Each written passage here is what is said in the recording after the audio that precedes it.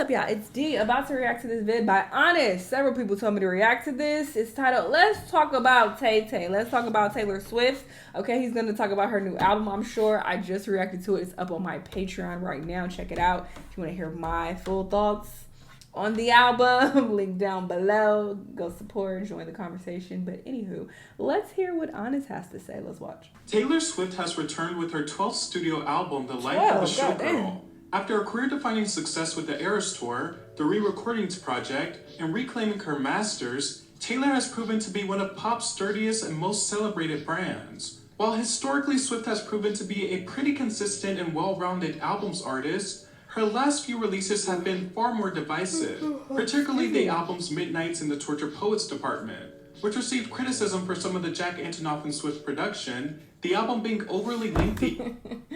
My patrons hate this man. They be bringing him up. It cracks me up every time. They're like, oh, here he go, ruining people's career.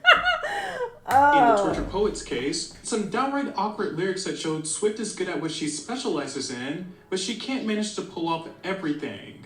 Like most artists, she has her strong suit. I will say both albums are not without their gems, but it seems as if Taylor Swift heard the criticism of those records and attempted to apply it to The Life of a Showgirl. She dropped Jack Antonoff for this project and teamed up with Max Martin and Shellback, who she worked with. Dropped Jack Antonoff for this project, and I asked that question too when I reacted to this album. I was like, is she still working with him? But yeah, apparently not. She dropped his ass. Teamed up with Max Martin and Shellback, who she worked with on albums such as Red in 1989. There are 12 tracks on the album, and she stated there will be no more. What you get is what you get, which seems like a direct response to her latest releases, which certainly could have used some editing. She also described it as an album that is vibrant and not as slow and moody. In every sense, it seemed like it was intended to be a big return to form for big anthemic pop Taylor. Taylor stated that her goal was to keep the descriptive and vivid writing prowess of albums like Folklore, but fit it into a world of big pop. We all know Taylor Swift is one of the most personal pop songwriters, and sharing personal information is at your discretion, which is why this video is sponsored by Incognito. Oh, y'all go support. Sensual. Although Taylor Swift is the biggest artist in the world, being a showgirl is not something that people associate with her. In many aspects, I would say her career reads like the anti-showgirl.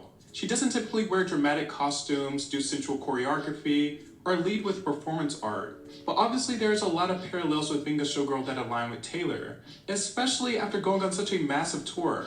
This album is meant to give a perspective of her fame, success, and how she feels after the lights go out. The artwork of this album is extremely glamorous and loud, with Taylor describing the album as vibrant, and even given the context of her, Max Martin, and Shellback's working relationship. I also reacted to her music video, and I love that as well. The visuals were stunning. I don't think there was any indication that this album would be so sparse. I thought it would be in-your-face, bombastic.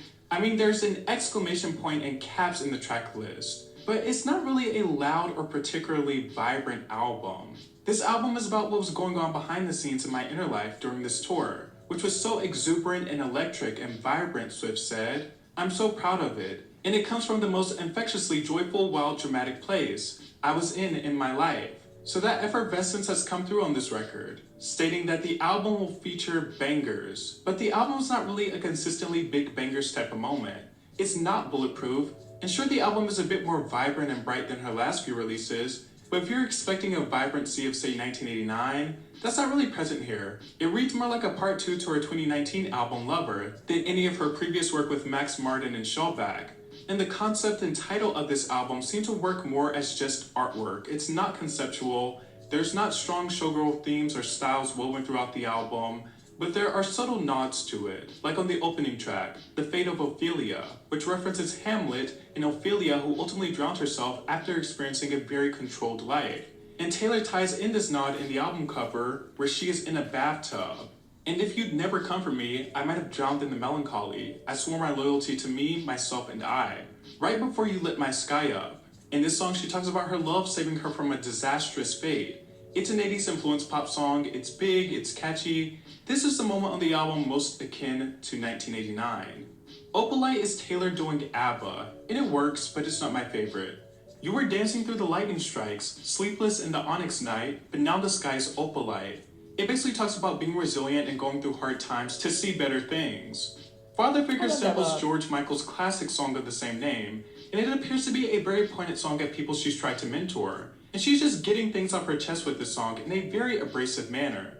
I'll be your father figure, I drink that brown liquor. I can make deals with the devil because my dick's bigger. This love is pure profit, just step into my office. Ruin the Friendship is by far one of my favorite songs of the album. It's classic Taylor with some Fleetwood Mac vibes going on. This is one of my favorite songs of the record because of its songwriting. It has the most tragic plot twist. In the song, her narrator is reminiscing about an old crush who eventually passes away. And Taylor reflects on this person, wishing she would have ruined the friendship, wishing that she would have just led with her heart in the moment.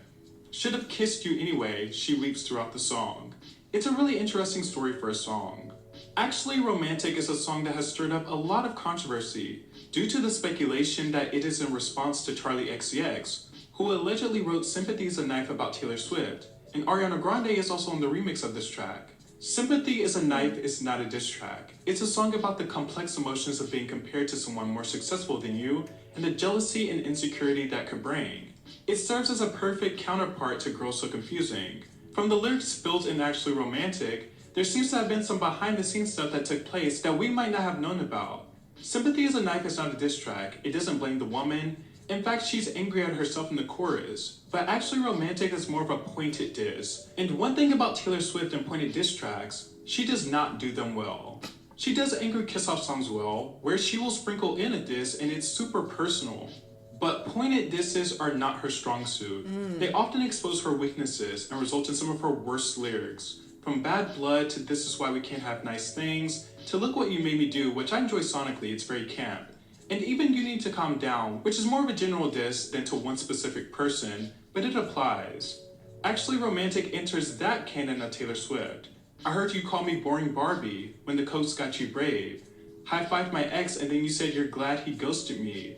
Wrote me a song saying it makes you sick to see my face. Some people might be offended, but it's actually sweet all the time you spent on me. It's honestly wild, all the effort you've put in. It's actually romantic, I really gotta hand it to you. No man has ever loved me like you do.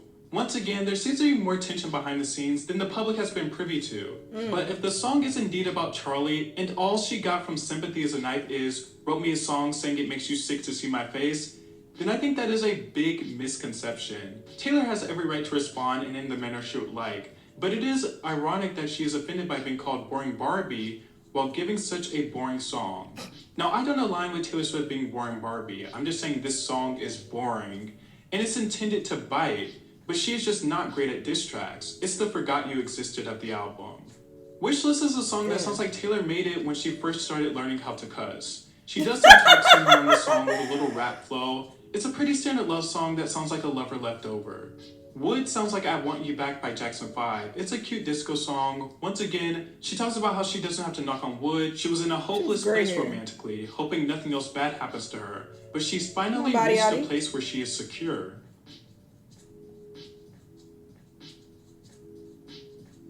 Cancelled in all caps with an exclamation point has the energy of a Reputation track. And I do like some of the melodies she does over this track, but the lyrics are some of the worst on the album. Did you girl boss too close to the sun? Did they catch you having too much fun? Did you make a joke only a man could? Were you just too smug for your own good? Or bring a tiny battle into a knife fight? Good thing I like my friends cancelled. I like him cloaked in Gucci and scandal, like my whiskey sour, and poison thorny flowers. She talks about being aligned with people who have been quote-unquote cancelled, and having matching scars with them and how fickle fame can be and standing by friends who might have bad publicity follow them. Just for the record, Taylor Swift has never been cancelled. She had some scandals, some negative controversies, but she's always been one of the top sellers, even on albums where she didn't have a massive hit. She had a hit album and a hit tour. She's the biggest artist in the world currently and has been one of the biggest for the past decade. It's interesting though that this song is mostly framed around her friends. Halfway through listening to this song, I also realized that it sounds reminiscent of Yellow Flicker Beat by Lorde, which completely nails this style of song and is a well-written song. I would just much rather listen to that. The closing track, The Life of a Showgirl with Sabrina Carpenter, is unfortunately not the Showgirl extravaganza we were hoping for. It more so just sounds like the closing track to a movie or show. It's very safe. The album is much more sparse than I was expecting, much more laid back. In spirit, it just feels like a successor to Lover, and Lover was a very divisive album. Lover to Reputation, and then we have Tortured Poets to The Life of a Showgirl. It's mirroring. The post-pandemic Taylor Swift album run, with the inclusion of The Life of a Showgirl, continued to come up feeling wearisome and leaves the audience hungry for an artist that we know is capable of better work. 2025 has been a disappointing year in pop music, and even the world's biggest superstar concedes to this trend. Taylor Swift ignites a very strong reaction out of people, for better or for worse. But it's not the worst album to ever exist, but it is far from a strong release from Taylor. It doesn't even rank in the top half of her discography. With her rekindling with Max Martin and Shellback, I was definitely expecting something that came a bit harder and had more standout moments. But there's not even that much of a distinction between her work with Jack Antonoff on the last few records and this one. Sonically, I would say it's a combination of Midnights and Lover, and the songs aren't her most memorable. But perhaps this is just the new normal for Taylor. I will never count her out. She is an icon, and yes, before y'all start in the comments, she is an icon, that is a fact. But her releases after Evermore have been far more patchy and generally just all around divisive. All the albums have their gems, all those albums, Midnights, Tortured Poets, and Showgirl, have their gems. They're not consistent and are some of my least favorite Taylor Swift albums ever. I think this album comes across very showy, but there's not many thrills in it. And the style of writing on this album, for the most part, seems like it's a direct response to the style of writing that has become popular with Sabrina Carpenter, that playful, abrasive, humor-heavy style of songwriting. It feels like a Swiftified version of that style of writing. The cultural commentary on this album is very weak. From the references to cancellation, to the tie-ins of other iconic figures or characters, they're all very surface-level characterizations of the parallels between the figures and herself. Elizabeth Taylor's used as a glittery sticker on this album. The name drop is there for decoration, but the true complexities and parallels are never actually explored. It's similar to the way people have often co-opted Marilyn Monroe's story, an image as a sad, famous girl, and nothing more. It's mostly there because it looks fashionable and cool, not because it's saying much or wanting to make a grand statement. Ruin the Friendship is definitely my favorite song from this album by far. That is the gem for me. Let me know what you guys thought about Taylor's 12th album and the Tortured Poets to Life of a Showgirl run.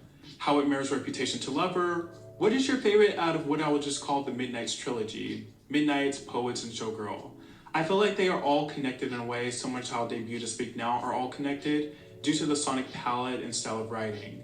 Anyways, tell me your favorite song of this album as well, and tell me your unfiltered thoughts. Don't forget to like, share, and subscribe. Thanks.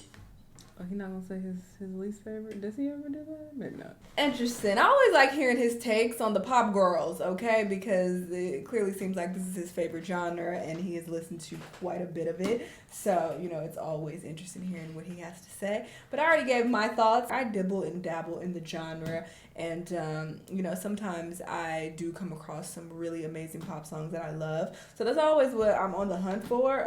But yeah, I've already given my thoughts about this album in its entirety on my Patreon. Check it out, link down below. Y'all let me know what y'all think about this album though, and I'll see you on the next one. Bye!